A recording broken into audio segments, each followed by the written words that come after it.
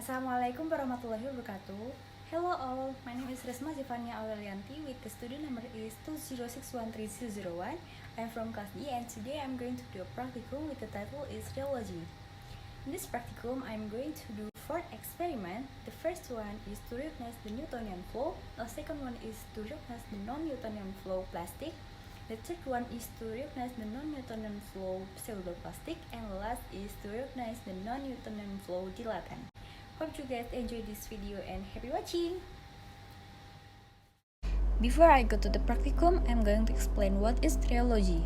Rheology is from rheo and logos. Rheo means flow and logos means science. It is the study of solid matter. In the field of pharmacy, the role of rheology is important because it involves instability, uniformity of doses, and the robustness of production result, as well as a practical review of the use of suspension or emulsion preparation.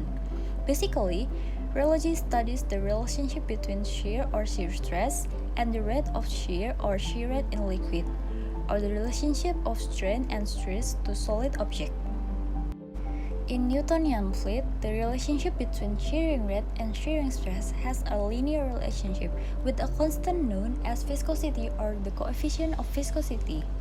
However, in non-Newtonian fluid, the two quantities do not have a linear relationship.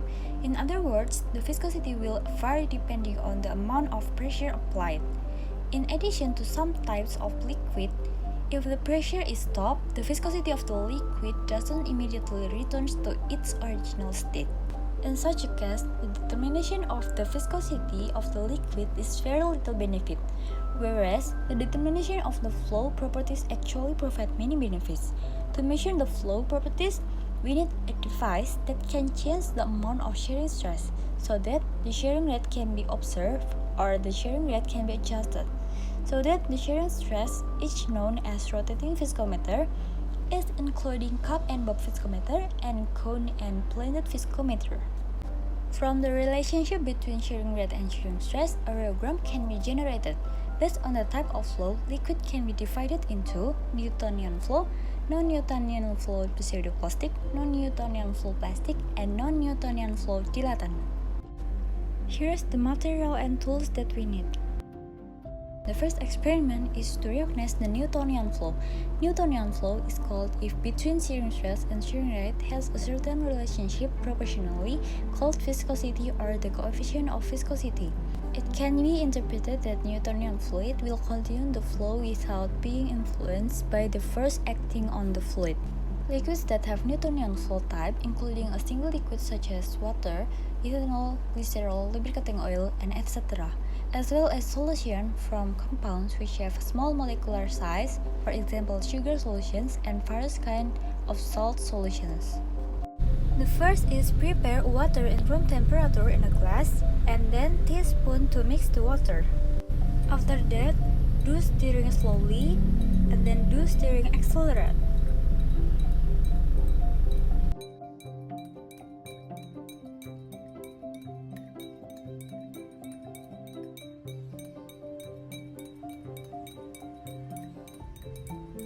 As you can see in this process of stirring, there is no change when I stir the water slowly and then stir the water accelerate.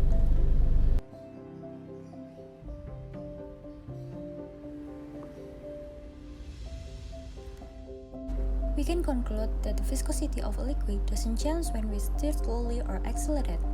Or it can be said that the viscosity of a Newtonian fluid doesn't change when there is a force acting on the fluid and it only depends on temperature and pressure. The second experiment is to recognize the non-Newtonian flow plastic. Fluid with plastic flow type is often referred to as Bingham bodies with rheogram as shown in this figure. There is a shearing stress to a yield value in a liquid and there is no flow. In this condition, the system is considered to be dense. New flow occurs after shearing stress exceeds the yield value. The flow type is found in the suspension and close. This flow caused by van der Waals force which must be broken before flow can occur. Here I'm going to make sure the solution or water that I use is 100 ml because I'm going to make a simple suspension with the rice flour and water with the amount of rice flour is about 10% weight per volume. Percent of weight of solution in the total volume of solution. Percent here is the number of grams of solute in 100 ml of solution. Here, 10 grams of rice flour is a solute.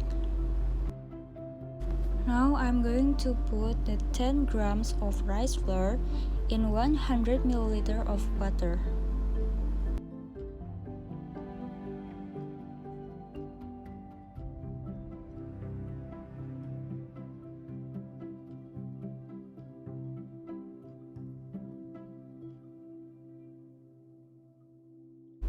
Now we will wait for a second to allow all of the rice flour to settle.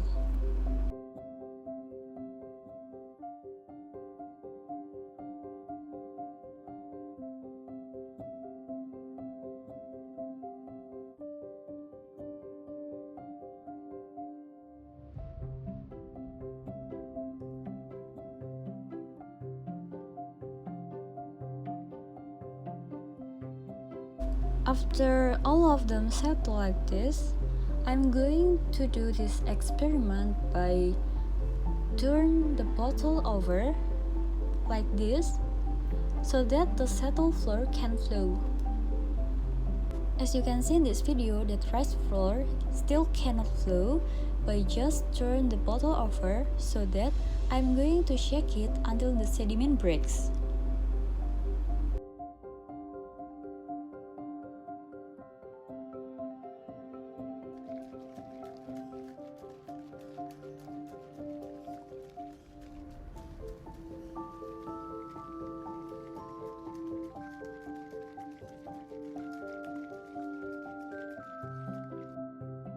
As you can see in this video, the liquid can flow properly after I shake them quickly.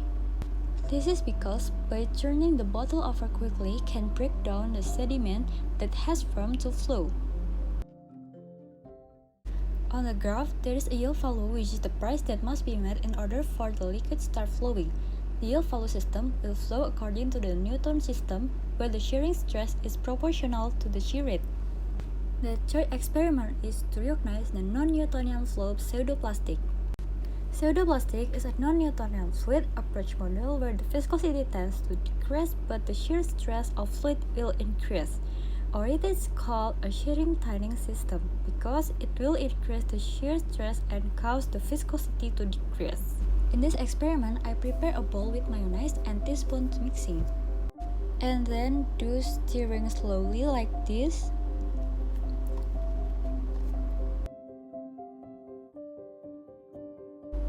And then do stirring accelerate. Stirring is done at different speeds. You can see in this video that it was observed that the mayonnaise become lighter after rapid stirring and decrease in consistency.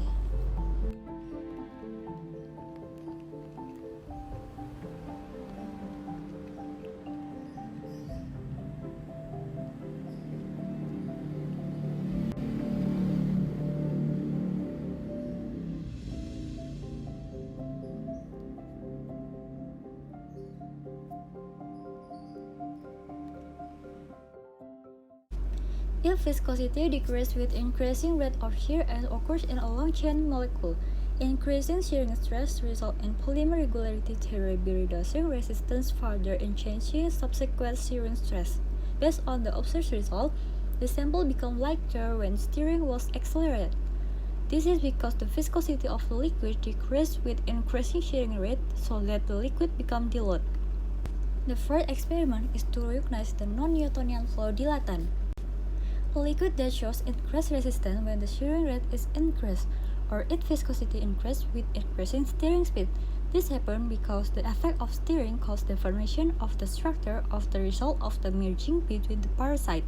Dilatant type flow diagram can be seen in this figure. In this experiment, I'm going to make a simple suspension mixture from flour and water with a flour amount of more than 60% weight per volume.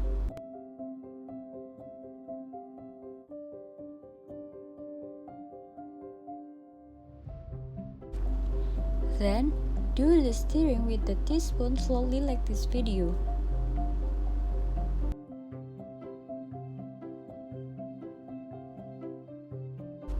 Now I'm going to try to stir quickly.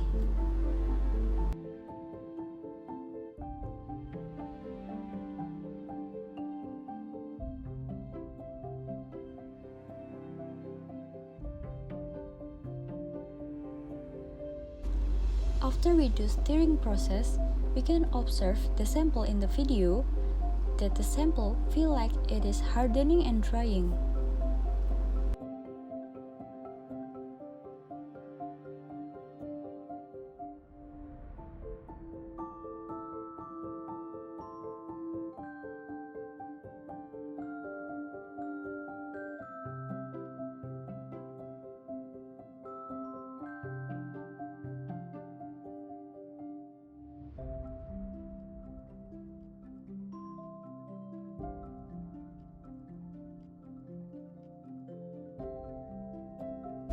Based on the observation, the sample hardens when the stirring is accelerated. This is due to the joining between the particles due to the influence of stirring.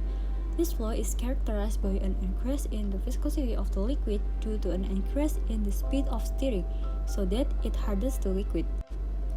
This flow is often called the shear tightening system, because the suspension which is formed it contains more than 50% solids. I think that's all from me. Thank you and wassalamualaikum warahmatullahi wabarakatuh.